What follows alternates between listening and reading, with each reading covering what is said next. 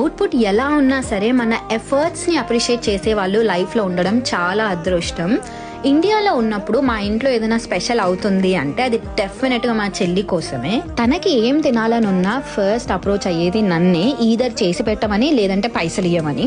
And నేను ఏమి వండినా అవుట్పుట్ ఎలా ఉన్నా సరే నా ఎఫర్ట్స్కి వాల్యూ ఇచ్చి అప్రిషియేట్ చేసి తింటుండే లాస్ట్కి నేను తిని ఇది బాగలేదు ఇది ఇలా ఉంది అంటే అవును అని అప్పుడు ఒప్పుకుంటుండే తప్ప, లేదు అంటే మా చెల్లి ఎప్పుడు ఇది ఇలా అయ్యింది అని ఎప్పుడు నాకు కంప్లైంట్ చేసేది కాదు. నేను ఎలా చేసినా ఎంతో ప్రేమతో తినేదన్నమాట.